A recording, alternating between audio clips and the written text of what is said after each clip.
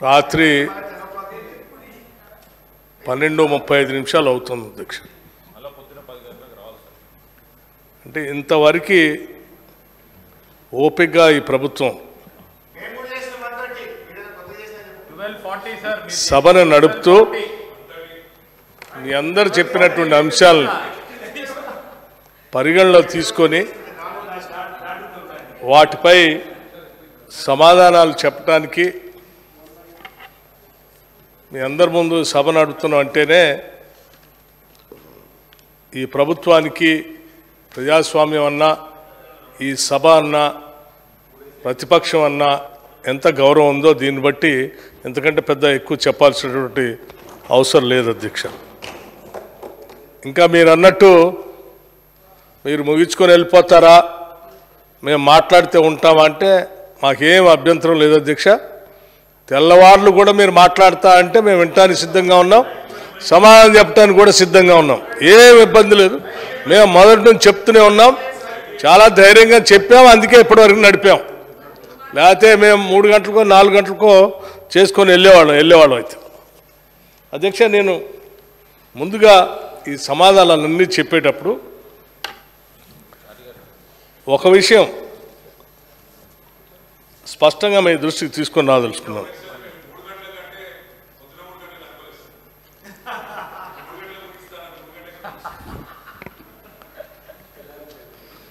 అధ్యక్ష, హరీష్ రావు గారు చాలా విషయాలు మాట్లాడారు. సరే, వారి సబ్జెక్టులోకి వచ్చే ముందు నేను విద్యుత్ శాఖ సంబంధించి మిత్రులు జగదీశ్వర్ రెడ్డి గారు మాట్లాడినటువంటి అంశాలపైన కొంత మీ దృష్టికి, సభ దృష్టికి, రాష్ట్ర దృష్టికి కూడా తీసుకొని రావాలి. అధ్యక్ష, ముందుగా సబ్జెక్టులోకి పోయే ముందు ఒక విషయం మాత్రం తప్పనిసరిగా మీ దృష్టికి, సభ దృష్టికి తీసుకొని రావాలి. ఈ సభ ప్రజాస్వామ్యానికి అత్యున్నతమైనటువంటి ఒక వ్యవస్థ అధ్యక్ష, దేవాలయం లాంటిది. ఇక్కడ మనం అందరం కూర్చొని రాష్ట్ర ప్రజల సమస్యలపైన పరిష్కరించి, చర్చించి, వారి సమస్యలకు పరిష్కారం చూపిస్తూ వారి జీవన ప్రమాణాలు పెరగటానికి, వారి జీవితాల్లో మార్పు రావటానికి మనం అందరం ఇక్కడ కూర్చొని మాట్లాడుతూ ఉన్నాం అధ్యక్ష. దాదాపు 4 కోట్ల మందిలో కొద్ది మందికి మాత్రమే ఇక్కడ అవకాశం వస్తుంది ఇక్కడ దాకా వచ్చి మాట్లాడటానికి. అలా ఇక్కడికి వచ్చినటువంటి మనం అందరం నాకు తెలిసి నారో మైండెడ్గా కాకుండా అత్యంత బ్రాడ్ మైండెడ్గా ఉన్నతంగా ఎదిగి రాష్ట్ర ప్రయోజనాల గురించి ఆలోచన చేసి చర్చల్లో పోవటం అనేది చాలా మంచి సాంప్రదాయంగా నేను భావిస్తూ ఉన్నాను. వారు ఆ నుంచి మాట్లాడేటప్పుడు విద్యుత్ శక్తి గురించి చాలా అంశాలు వచ్చాయి. సుదీర్ఘకాలం 8.5 సంవత్సరాలు విద్యుత్ శాఖ మంత్రిగా పనిచేశారు వారు. నేను నిన్న మాట్లాడాను, అంతకుముందు వైట్ పేపర్ పెట్టినప్పుడు కూడా విద్యుత్ శాఖ గురించి స్పష్టంగా ఉన్నది ఉన్నట్టుగా చెప్పాం. ఎవరిని బ్లేమ్ చేయటం కాదు, ఉన్నది ఉన్నట్టు లెక్కలతో సహా చెప్పాం. వారు మళ్ళీ ఈరోజు అదే విషయాలు పదే మాట్లాడుతున్నప్పుడు ముఖ్యమంత్రి గారు లేచి కొన్ని విషయాలు ఈ సభ దృష్టికి తీసుకొచ్చారు. అవి ఏంటి అంటే భద్రాద్రి పవర్ స్టేషన్ గురించి, యాదాద్రి పవర్ స్టేషన్ గురించి మాట్లాడుతూ, భద్రాద్రి పవర్ స్టేషను దేశమంతా కూడా సబ్ క్రిటికల్ టెక్నాలజీ నుంచి సూపర్ క్రిటికల్ టెక్నాలజీలో పోదామనుకుని చెప్పే సమయంలో మీరు ఎందుకు దాంట్లోకి పోయి రాష్ట్రం మీద ఇంత భారం వేశారు, దీనివల్ల రాష్ట్ర ఖజానాకి చాలా పెద్ద భారం పడుతుందని అంటే వారు లేచి ఒక మాట, వారు హరీష్ రావు గారు, జగదీశ్వర్ రెడ్డి గారు ఒక మాట మాట్లాడారు. డిప్యూటీ సీఎం గారు సమాధానం చెప్పగలరు కదా, ఎనర్జీ ముఖ్యమంత్రి గారు కావాలని డిప్యూటీ సీఎం గారికి రావాల్సిన ప్రచారాన్ని అడ్డుకోవటం కోసం ఆయన మాట్లాడుతూ ఉన్నారు, పోటీ పడుతూ ఉన్నారు మీ ఇద్దరిని. అధ్యక్ష, నేను ఒక విషయం నేను చాలా స్పష్టంగా మీకు చెప్పదలుచుకున్నాను. ఇవాళ మేము కానీ, మీరు కానీ, లేకపోతే ముఖ్యమంత్రి గారు కానీ ఒక చీప్ పబ్లిసిటీ కోసం, ప్రచారం కోసం ఆరాటపడే స్థాయిలో మాత్రం మనం ఎవరూ లేవు అధ్యక్ష, ఉండకూడదు కూడా. ఇంకా ఏదో పేపర్లో 4 రాతలు మా గురించి వస్తే బాగు, అవి చదువుకుందాం అనేటువంటి స్థాయిలో ఆలోచనలు ఇంకెవరు లేవు. ఇక్కడ ఉన్న వాళ్ళందరం కూడా రాష్ట్ర ప్రజల ప్రయోజనాల కోసం మనం ఎంత లోతుగా అధ్యయనం చేసి ఉన్నతమైనటువంటి ఆలోచనతో వాళ్ళ గురించి మన సమస్యల పరిష్కారం కోసం ఏ రకంగా ప్రయత్నం చేయడం కోసం ఆలోచన చేయాలి తప్ప ఇటువంటి చీప్ జిమ్మిక్స్ కోసం, చీప్ పబ్లిసిటీ కోసం మేమెవరూ లేవు అధ్యక్ష, ఉండం కూడా. ఆ ఆలోచన కూడా మాకెవరికి లేదు. దయచేసి మీకు కూడా అటువంటిది లేదనే నేను అనుకున్నాను. ఇన్ని రోజు ఉండకూడదు కూడా మనం. అట్లాగే అధ్యక్ష, సరే వారు మాట్లాడుతూ రాష్ట్రం వచ్చే నాటికల్లా ఆ రోజు కేవలం 7,778 మెగావాట్లు మాత్రమే ఉంది. మేము వచ్చిన తర్వాత దాదాపు 11,705 మెగావాట్లు పెరిగింది, పెంచాం 2014 తర్వాత. అదంతా మా నాయకత్వంలోనే చేశామని చెప్పారు.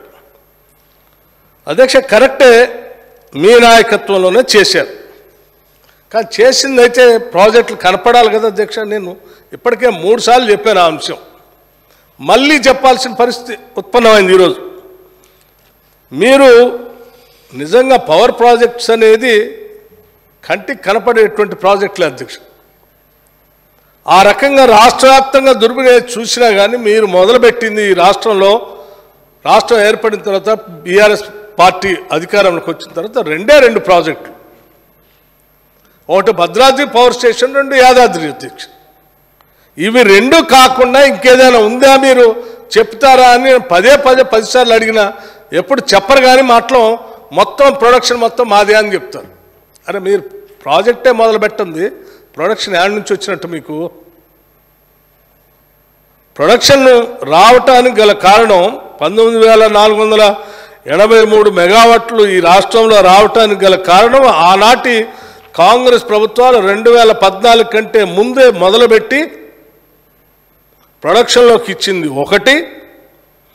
ఆ తర్వాత ప్రాసెస్లో స్టార్ట్ చేసి, శాంక్షన్ చేసి స్టార్ట్ చేసి ప్రాసెస్లో ఉంచిన 2, 3 రాష్ట్ర విభజన సందర్భంగా జనాభా వినియోగం ప్రకారం ఈ రాష్ట్రానికి ఎక్కువ మొత్తంలో కరెంటు ఇప్పించాలనేటువంటి ఆలోచనతో ఆనాడు యూపీఏ చైర్పర్సన్గా ఉన్నటువంటి సోనియా గాంధీ గారు ఎక్కువగా ఇచ్చినటువంటి పర్సంటేజు. ఆ తర్వాత మిగతా ప్రొడక్షన్లోకి వచ్చి మనందరికీ ఇవాళ అందుబాటులోకి వచ్చింది. వాటన్నిటిని కూడా కలుపుకొని మా హయాంలో వచ్చింది, మేమే చేసామనంటే ఏం చేశారు నేను ఎప్పటికి కూడా చెప్పగలను. మీరు తీసుకొచ్చిన ఈ 2 ప్రాజెక్టులో భద్రాద్రి పవర్ ప్రొడక్షన్ నుంచి వచ్చింది కేవలం 1,080 మెగావాట్లు మాత్రమే. అది కూడా ఈ 10 ఏళ్లలో చివరి 8.5 సంవత్సరం తర్వాత వచ్చింది అధ్యక్ష. 2014 నుంచి రాలేదు. అది చివరిగా వచ్చినటువంటి దాన్ని ఆ 1000 మెగావాట్లు యాడ్ చేసుకొని గతంలో ఉన్నటువంటి దాదాపు 18,000 మెగావాట్లు పైబడి వచ్చినటువంటి ప్రాజెక్ట్ అన్నిటి కలుపుకొని దీన్ని యాడ్ చేసి అది ఇది మొత్తం మేమే తీసుకొచ్చామని చెప్తే ఇంతకంటే అన్యాయం ఏముంటుంది అధ్యక్ష? ఇది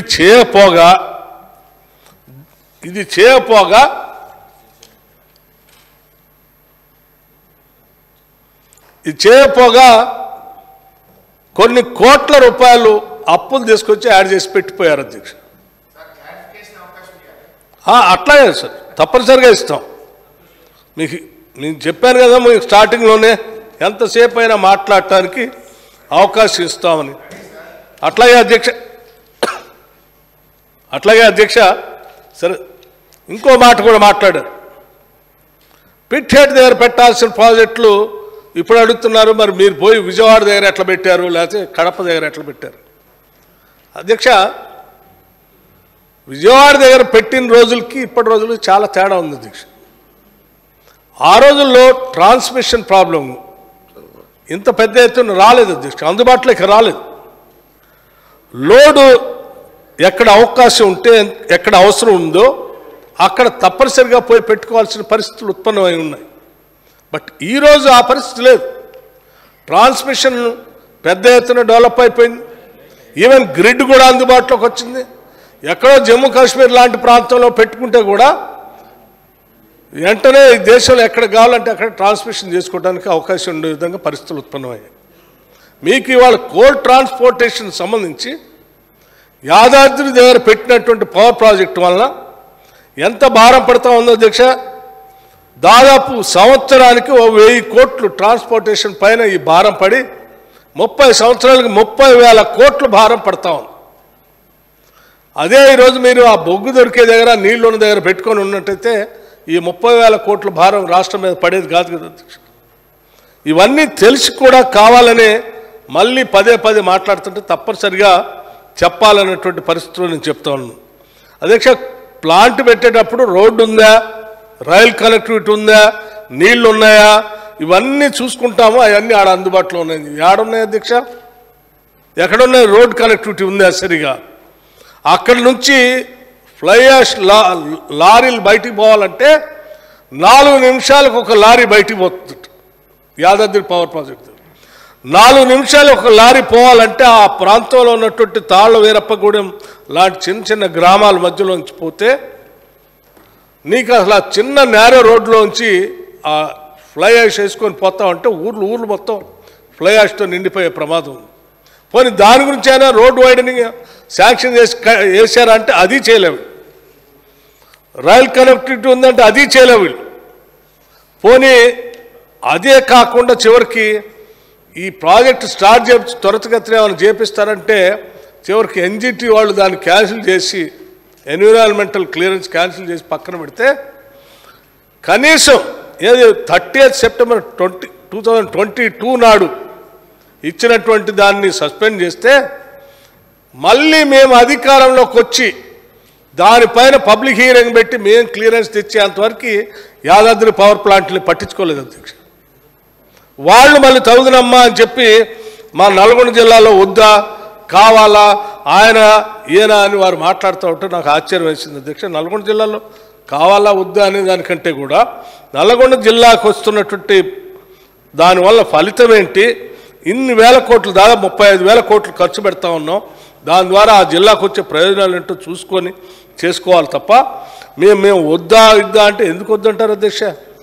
కానీ వాటికి కావాల్సిన సదుపాయాలన్నీ ఉన్నాయో లేదో చూసుకొని పెట్టాల్సిన పరిస్థితి నుంచి పెట్టలేదు అధ్యక్ష. ఇది వాస్తవ పరిస్థితి పవర్కి సంబంధించి. మళ్ళీ వారు చాలా విషయాలు చెప్పారు. నేను వారిని ఛాలెంజ్ చేస్తున్నా, వీరిని ఛాలెంజ్ చేస్తూ ఉన్నాను.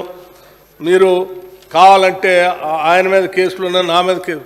ఆ కేసుల గురించి ఎందుకు అధ్యక్ష? పవర్ సెక్టార్ గురించి మనం మాట్లాడుకుంటున్నాం అధ్యక్ష. నేను చెప్పిన లెక్కలో అయితే తేడా ఏం లేదు కదా అధ్యక్ష. వారు జగదీశ్వర్ రెడ్డి గారు నేను చెప్పేది ఏంటంటే 8.5 సంవత్సరాలు మీరు పవర్ మంత్రిగా ఉన్నారు. మీ సొంత జిల్లాలో యాదాద్రి పవర్ ప్రాజెక్టు పెట్టుకున్నారు. మీరు మాట్లాడుతూ ఆ మాట అన్నారు, అందులో ఎవరు ఆ ఏజెన్సీలు ఎవరు వాళ్ళ ముక్కు మొహం కూడా నాకు తెలియదన్నారు. ఏమంటే 35,000 కోట్ల రూపాయలు పవర్ ప్రాజెక్టు మీ జిల్లాలో పెట్టుకొని మీరు 8.5 సంవత్సరాలు పవర్ మంత్రిగా ఉండి అక్కడ పోయి రివ్యూ చేయరండి? ఎవరు పని చేస్తున్నారో, ఏ ఏజెన్సీ పని చేస్తుందో వాళ్ళు చేస్తున్నారో లేదా చూసుకోరా అండి?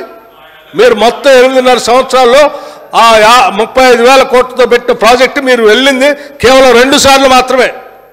ఓసారి ముఖ్యమంత్రిగా వచ్చినప్పుడు, ఆనాటి పాత ముఖ్యమంత్రి గారు వచ్చినప్పుడు వారేమటి వెళ్ళారు.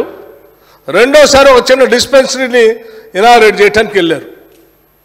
మీరు సరిగా దృష్టి పెట్టి దాని మీద రివ్యూ చేస్తుంటే ఎప్పటికే ప్రొడక్షన్లో వచ్చే అధ్యక్ష. అది దాన్ని అట్లా గాలికి వదిలేబట్టే ఈరోజు దాని రేటు విపరీతంగా పెరిగి ఈరోజు రాష్ట్రం మీద పెనుభారం అయిపోయింది అధ్యక్ష. అధ్యక్ష, ఇక పవర్కు సంబంధించి వారితో పాటు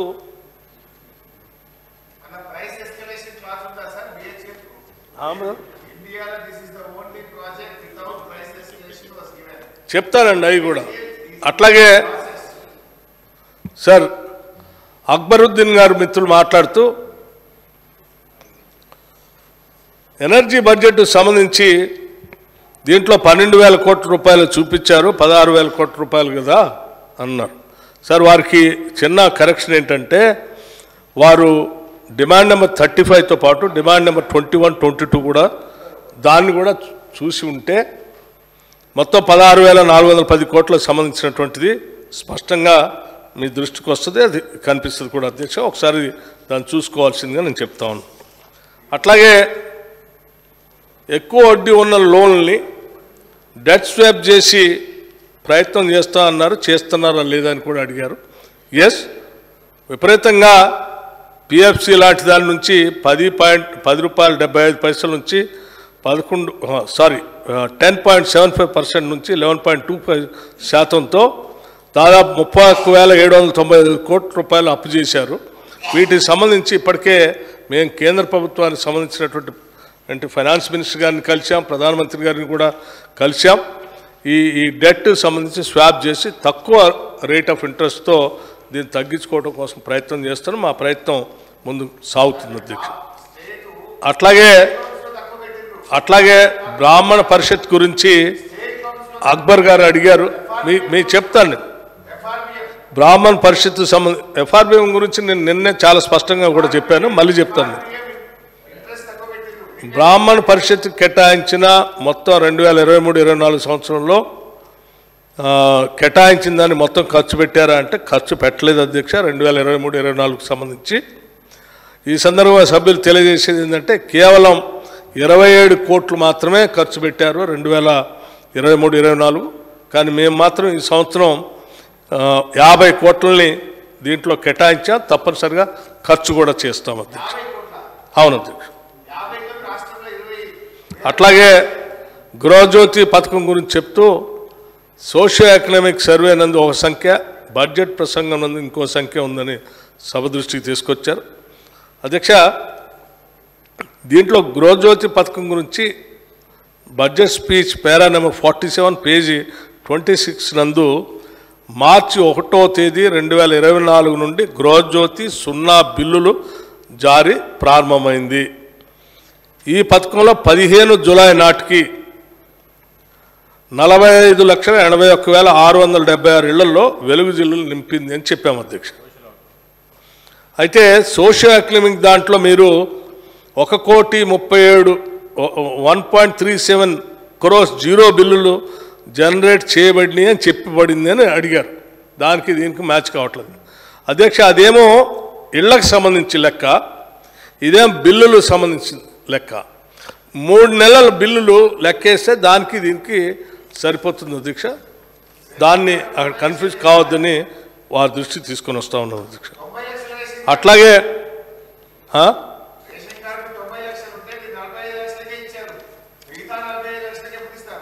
అర్హత కలిగినటువంటి వాళ్ళందరికీ ఇస్తాం. మీ దృష్టిలో ఎవరైనా అర్హత కలిగినటువంటి వాళ్ళు ఉంటే లిస్ట్ పంపించండి, వారికి కూడా ఇస్తాం. మా ఏ ఒక్కరిని కూడా వదిలిపెట్టం అధ్యక్ష, అందరికి ఇస్తాం. అట్లాగే హరీష్ రావు గారు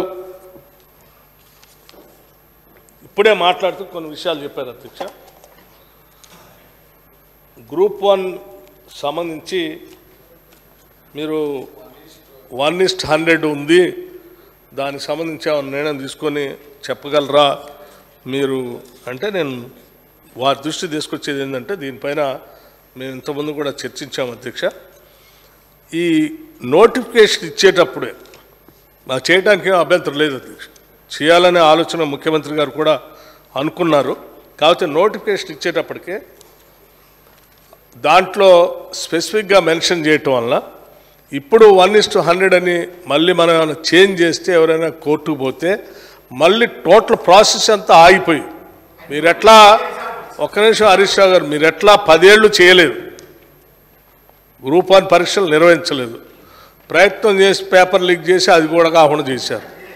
మేమేదో ప్రయత్నం చేస్తూ ఉన్నాం, ప్రయత్నం చేస్తున్నాం వాళ్ళకు ఉద్యోగాలు ఇవ్వాలని. 1:50 నుంచి 1:100 పెంచమని అడుగుతూ ఉన్నారు. పెంచాలని కూడా మేము అనుకున్నాం. కాకపోతే నోటిఫికేషన్ ఇచ్చేటప్పటికల్లా ఇప్పుడు మెయిన్ ఎగ్జామ్స్ కల్లా ఆలోచన ఏంటంటే ఆ గ్రూప్ 1 నోటిఫికేషన్ ఇచ్చే సమయంలో ఈ నెంబరు మెన్షన్ చేశారు. గతంలో నోటిఫికేషన్ ఇచ్చినప్పుడు నెంబర్ మెన్షన్ చేయలేదు కాబట్టి మెయిన్ ఎగ్జామ్స్కి వచ్చేవారికి చేంజ్ చేసినా కానీ ఇబ్బంది రాలేదు. ఇప్పుడు నెంబర్ మెన్షన్ చేశారు కాబట్టి రేపొద్దున ప్రాబ్లం వచ్చి ఇదేమన్నా పోస్ట్ పోన్ అయితే, ఒక్క నిమిషం, పోస్ట్ పోన్ అయితే మొదలకే మోసం వస్తుంది, ఈ విద్యార్థులందరూ నష్టపోతారు. కాబట్టి ఇప్పుడు ఈ రకంగా కండక్ట్ చేద్దాం, భవిష్యత్తులో నోటిఫికేషన్ ఇచ్చేటప్పుడు తప్పనిసరిగా దాని గురించి ఆలోచన చేద్దామని చెప్పి చాలామంది విఘ్నులందరితో మాట్లాడిన తర్వాత ఈ ఆలోచనకు వచ్చింది అధ్యక్ష. అట్లాగే గ్రూప్ 2 గ్రూప్ 3కి సంబంధించి కూడా వారు అడిగారు. గ్రూప్ 2 ఎగ్జామ్స్ కూడా బాగా స్ట్రెస్ అవుతుంది, కొంత పోస్ట్పోన్ చేయమంటే వాళ్ళందరూ వచ్చి అడిగితే వాళ్ళ గురించి ఆలోచన చేసి పోస్ట్పోన్ చేసాం.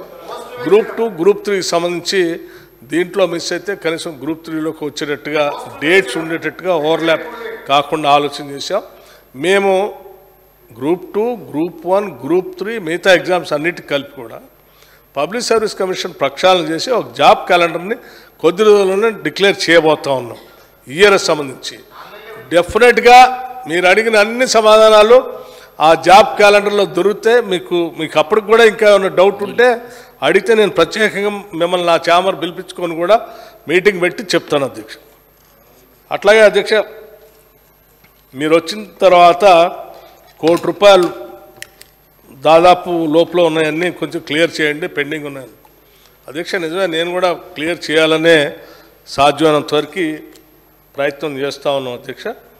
మేము ఇప్పటికీ 50 లక్షల లోపల ఉన్నటువంటి వాళ్ళే దాదాపు చాలా వరకు క్లియర్ చేశాం అధ్యక్ష. భవిష్యత్తులో కూడా మిగతా అన్ని కూడా వరుసగా ఎందుకంటే దాదాపు 40,000 కోట్లు పెండింగ్ పెట్టిపోయారు. 1, 2, 3 40,000 కోట్లు పెండింగ్ పెట్టిపోతే ఆ భారాన్ని మోయలేక దాన్ని ఎట్లా క్లియర్ చేయాలో అర్థం కాక ఒకటి మేము ఆర్గనైజ్ చేసుకుంటూ ముందుకు పోతా ఉన్నాం అధ్యక్ష. తప్పనిసరిగా వాటిని క్లియర్ చేసే కార్యక్రమంలో ఇయర్ ఆఫ్టర్ ది ఇయర్ చేసుకుంటూ పోతాం. తప్పనిసరిగా వెసులుబాటును బట్టి త్వరలోనే క్లియర్ చేయడానికి మేమందరం సాధ్యమైనంత వరకు తొందరలో చేసుకుంటాం అధ్యక్ష. మీరు నిజంగా డేట్లు పెట్టి నిజంగా వాళ్ళ మీద ఇంత ప్రేమ ఉంటే మీరు ఆ ప్రభుత్వం దిగిపోయే లోపల 10 ఏళ్ళు ఎందుకు అంత పెండింగ్ పెట్టిపోతారు అధ్యక్ష? మీరు ఎవ్రీ ఇయర్ క్లియర్ చేస్తుంటే 40,000 కోట్లు ఎందుకు పెండింగ్ ఉంటాయి? మొత్తం అంతా మీ పుణ్యమే కదా, వాళ్ళంత భారం ఉండటానికే మీ పుణ్యం లేదు అధ్యక్ష.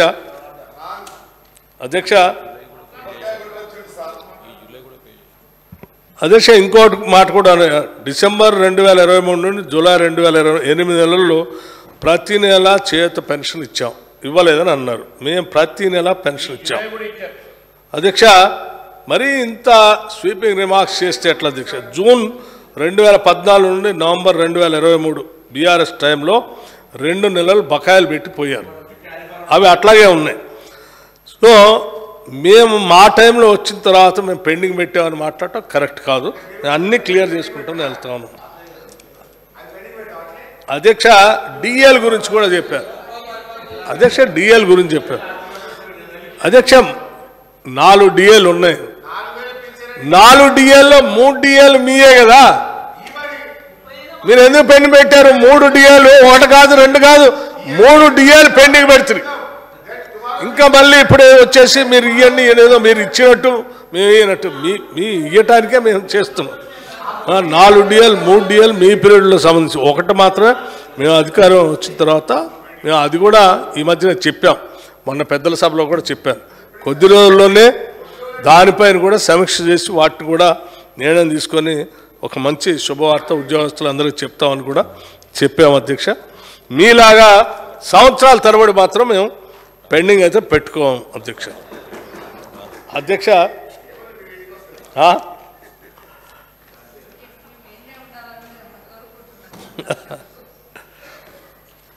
రామగుండం పవర్ ప్రాజెక్ట్ గురించి రాజ్ ఠాకూర్ గారు మాట్లాడారు.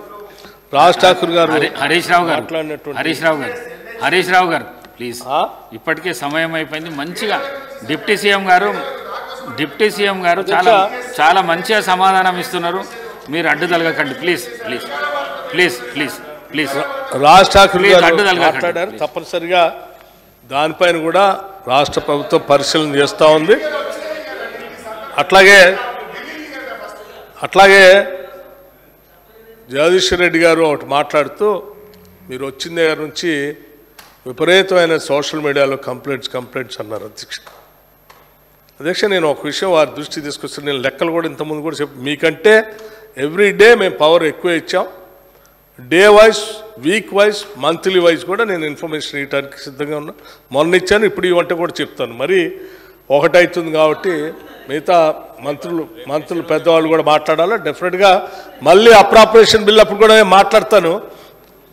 అధ్యక్ష ఇప్పుడు సోషల్ మీడియాకు సంబంధించి ట్విట్టర్ కంప్లైంట్స్ పవర్ మీద అధ్యక్ష చెప్తాను సార్. 2023 జనవరి నాడు 4839 కంప్లైంట్లు వచ్చాయి. జనవరి 2024 కేవలం 2310 కంప్లైంట్లు మాత్రమే వచ్చాయి. అధ్యక్ష ఈ లేదండి, అది కూడా చెప్తాను సార్, అది కూడా చెప్తాను. ఎవరు ఒత్తిడి చేశారో, ఎందుకు చేపించారో, వారు ఎవరి దగ్గర పిఆర్ఓ పనిచేశారో, వారు ఏ పార్టీ కోసం పనిచేశారో ఆ సమాచారం కూడా చెప్పమంటే చెప్తాను. అధ్యక్ష ఒక కన్జ్యూమర్ లాగా ట్వీట్ చేయటం వేరు, ఒక పార్టీ కోసం పనిచేసే యాక్టివ్ సోషల్ మీడియా యాక్టివిస్ట్ కావాలని ప్రభుత్వాన్ని బదనాం చేయాలని పెట్టే పోస్టులు వేరు. అధ్యక్ష ఫిబ్రవరి 2023లో 4352 కంప్లైంట్లు వస్తే ఇప్పుడు 2024లో కేవలం 1786 కంప్లైంట్లు మాత్రమే. అధ్యక్ష ఇది రికార్డెడ్గా ఉన్నటువంటి ఎవరు మార్చేయి కాదు. అధ్యక్ష 2023లో మార్చిలో 3833 కంప్లైంట్లు మేము వచ్చిన తర్వాత కేవలం 1336 కోట్లకే పరిమితం అయిపోయింది. 1336 ట్వీట్లకే పరిమితమైంది. అట్లాగే అధ్యక్ష ఒకసారి చూడండి, ఏప్రిల్లో 7382 ఏప్రిల్ 2023 టీఆర్ఎస్ ప్రభుత్వ హయాంలో. కాంగ్రెస్ ప్రభుత్వ హయాంలో సమస్యలన్నీ పరిష్కారం చేస్తున్నాం కాబట్టి కేవలం 708 మాత్రమే ఏప్రిల్ మాసంలో వచ్చింది. This is what the difference. అధ్యక్ష సరే ఇప్పుడు ఈ నెలలన్నీ చెప్పుకుంటే చాలా ఉంది. జూన్ జూలై ఒక్కటి చెప్తాను అధ్యక్ష. జూన్ 2023 8474 ట్వీట్లు మీ ప్రభుత్వం పైన వచ్చిన కంప్లైంట్లు. ఈ ప్రభుత్వం వచ్చిన తర్వాత వాళ్ళు అడిగినటువంటి ఇన్ఫర్మేషన్ కేవలం 2589 మాత్రమే. ఎక్కడ 8000, ఎక్కడ 2000 అధ్యక్ష. జూలైలో 6673 కేవలం కాంగ్రెస్ గవర్నమెంట్ వచ్చిన జూలైలో. ఈ సంవత్సరం 2024 1877 మాత్రమే. This is what the progress. మేము నిత్యం 24 గంటలు ప్రజలకి రెప్పపాటు కరెంటు కూడా పోకుండా ఉండాలనేటువంటి ఆలోచనతో ప్రజల కోసం ఆలోచన చేసి మేము ముందు పనిచేసుకుంటూ పోతా ఉంటే మీకున్నటువంటి సోషల్ మీడియా వ్యవస్థతో ఇంకా తప్పుడు ప్రచారాన్ని ప్రాపగండా చేసి అరే వినండి సార్, ప్రాపగండా చేసి మీరు కావాలని ప్రభుత్వం మీద బురద జల్లే కార్యక్రమాన్ని నేను సోషల్ మీడియాలో వేస్తాం, మీరు కడుక్కోండి అంటే అది కరెక్ట్ కాదు అధ్యక్ష. నేను చెప్తాను, మీరు నిన్న మొన్న ఏదో మాట్లాడారు. సునీతా కృష్ణన్ గారు పద్మశ్రీ అవార్డు గ్రహీత, వారు కూడా ట్వీట్ చేశారండి. ఎస్, వారు ట్వీట్ చేశారు. ఏం ట్వీట్ చేశారు అధ్యక్ష? Sir the complaint was resolved at midnight 12:20 AM. అర్ధరాత్రి ప్రాబ్లం వస్తే కూడా ట్వీట్ చేస్తే కేవలం 20 నిమిషాల్లో విద్యుత్ శాఖ సంబంధించినటువంటి వాళ్ళు పోయి దాన్ని so officials also have been contact with me explaining the cause of the 2 hours power cut. Much appreciate the proactive way citizens' complaint is being taken into consideration. Thank you for each department accountable. అధ్యక్ష ఇంకోటి కూడా వారే, thank you for sending your team from the department to my house to confirm about the complaint and it's resolution. Much appreciate the dedication అని ఇంత గొప్పగా. అర్ధరాత్రి అండి, పట్టపగలు కూడా కాదు, అర్ధరాత్రి cable, under ground cable problem వస్తే దానికోసం వారు ట్వీట్ చేస్తే ఉటావుట్న అర్ధరాత్రి కూడా పోయి మా సిబ్బంది పనిచేసి వాళ్ళందరికీ విద్యుత్ ఇచ్చి వస్తే అప్రిషియేట్ చేస్తూ వాళ్ళు ట్వీట్ చేస్తే దీన్ని కూడా వేరే రకంగా చిత్రీకరించి మాట్లాడారు నేను సభలో. అధ్యక్ష, ఈ రకంగా తప్పుడు ప్రచారం చేయటం మంచిది కాదు. దయచేసి చేయబాకండి. ఇట్లాగే చేసుకుంటూ పోతే ఇంకా జనం అసలు ఈ మాత్రం కూడా నమ్మరు మిమ్మల్ని. దయచేసి నేనేమంటున్నా అంటే ఇప్పటికే చాలా ఆలస్యమైంది. ఇప్పటివరకు పెట్టినటువంటి డిమాండ్స్ అన్నిటిపైన గౌరవ సభ్యులు అందరూ మాట్లాడారు. దయచేసి వీటిని ఇచ్చిన కట్ మోషన్స్ విత్డ్రా చేసుకొని ఈ డిమాండ్స్ని ఏకగ్రీవంగా ఆమోదించాలని విజ్ఞప్తి చేస్తూ ఉన్నాను.